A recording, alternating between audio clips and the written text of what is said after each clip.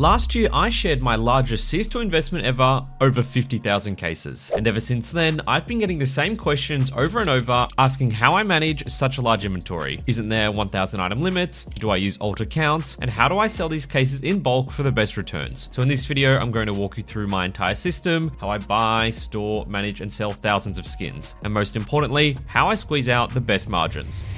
To start, one interesting fact that many people don't realize is that items under trade protection have a separate 1,000 item limit in addition to the regular 1,000 item inventory limit. So that means, for example, that even if I accepted 800 items from trades yesterday, I could still buy 500 stickers on the Steam market, for example, and have everything delivered. If you look at my inventory right now, you can see exactly that. I'm over 1,000 items because some are still under trade protection. And because you can move items purchased on the Steam market to storage units immediately, you could mass buy stickers or cases, for example, in just a couple of batches. This video's sponsor, SkinSwap, is giving you a skin worth up to $50 entirely for free whenever you do your first trade and use my referral code. If you want to refresh your loadout, you can trade your skins for brand new ones in just a couple of seconds. Plus, their market tab now integrates cheap listings from Chinese sites so you can access the best prices without the need for a Chinese ID or bank account. They accept deposits via crypto, MasterCard, and Visa. If you want to cash out, SkinSwap makes that simple too, with instant sell options to PayPal or crypto. On top of that, they run free daily, weekly, and monthly giveaways with the chance to earn extra entries simply by trading. Use the link below for a 3% lifetime sales bonus and a free skin worth up to $50. Big thanks to SkinSwap for supporting the channel.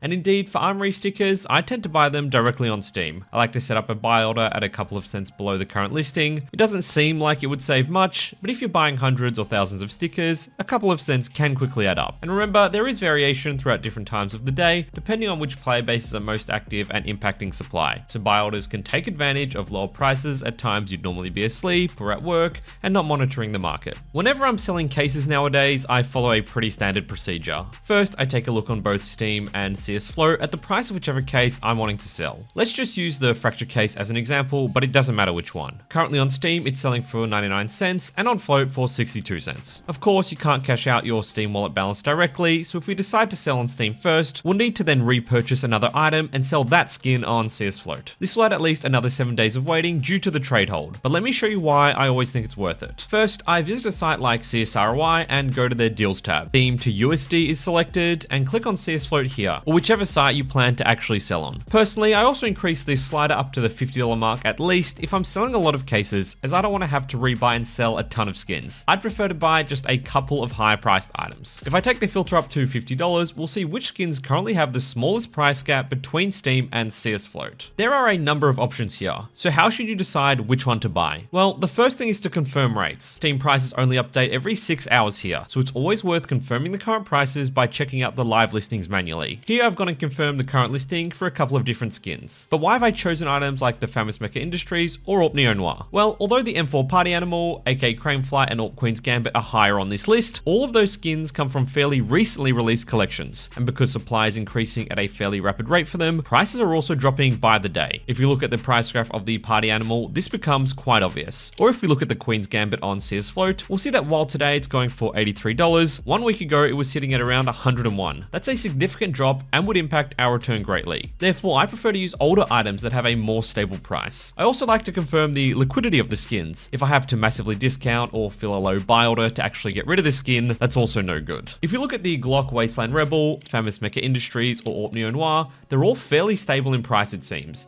and if anything are actually slowly increasing. Plus, looking at recent sales, there seems to be one selling every couple of hours, which is great for us. From my price verification, the Wasteland Rebel seems to be our best option right now. So if we buy it for 180, then resell it for $140.68, we'd get $137.87 after fees. To get this $137, we needed to sell 209 cases on Steam. If we instead sold 209 cases directly on CS Float, we'd have only gotten $126.99. So we're essentially getting 9% more. And if you're willing to buy and sell cheaper items, you might actually be able to improve this margin. Of course, there is some risk with this strategy, like if the item you buy drops in price during the 7 days it is under trade protection, so you do need to pick wisely. I've actually put together a simple spreadsheet to do these calculations quickly for you. It's entirely free and available in the description for you guys. You'll just need to input the cheapest Steam listing for the item you're selling, such as a case here, then its cheapest price on the third-party site of your choice, and the quantity. Under the CSROI deal header, put the prices from each site once again, but this time for the conversion item you'll be using. You can also put the sales fee here for the site you'll sell on. I've already accounted for the 15% Steam fee in the calculations, and then it will show you how much money you'd get selling the item directly to the third-party site versus this strategy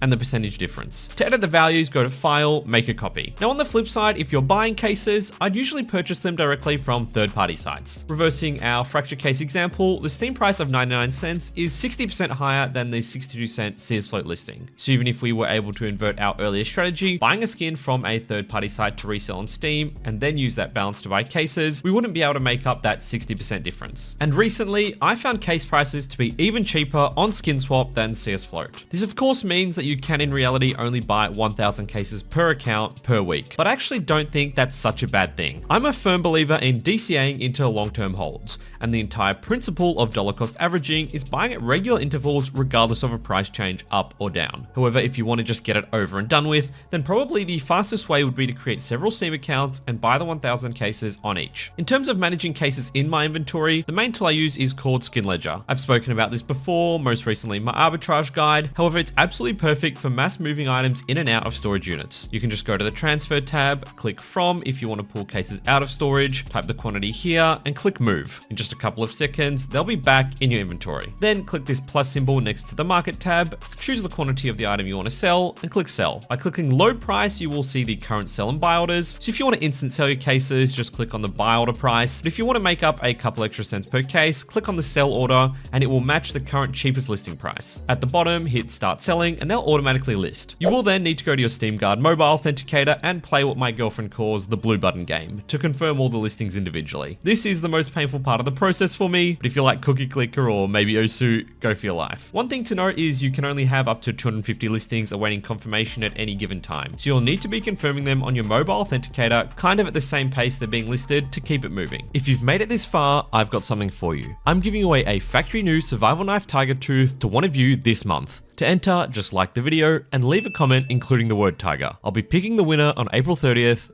Good luck. Now, another cool feature of Skin Ledger is the ability to link multiple Steam accounts. And just as a disclaimer, they're not a sponsor of the channel or anything, I just genuinely like the tool. So if you do decide to go the route of making multiple accounts, you can set them all up here and actually have your combined inventory value tracked. You can swap between accounts with one click if you need to move items around, send trade offers, or move items from storage units. Now, I have seen people concerned about the safety of Skin Ledger in the past, so let me quickly address that. If you're using the tool, it never actually connects to an in-game server, so you can't get VAC. And secondly, if you're logging into the desktop app, you will need to sign in directly and it won't go via the Steam login API. I messaged Sebastian, the owner of the site, to ask him why, as you can see here. His response was that Skin Ledger requires more data than you get from the normal Steam authentication in order to interact with storage unit data or buy armory items from within the app, for example. However, your login session and credentials are only ever stored on your local device for greater security. For an extra layer of safety, you can use the browser token option when logging in. This will limit some features related to the Steam community market, for example, but will still allow you to manage storage units. If you want a more detailed breakdown of how your inventory is trending, then I also recommend Price Empire's portfolio tool. Simply create a new portfolio, select the price provider of your choice. Buff and Upin are popular bases, but I would just select whichever site you actually plan to sell on, as it will give you more realistic numbers specific to you. Select the currency and create. Now, whenever you buy or sell items, just add a new transaction, and then you'll get a graph of your portfolio value history, be able to see a breakdown of your allocation,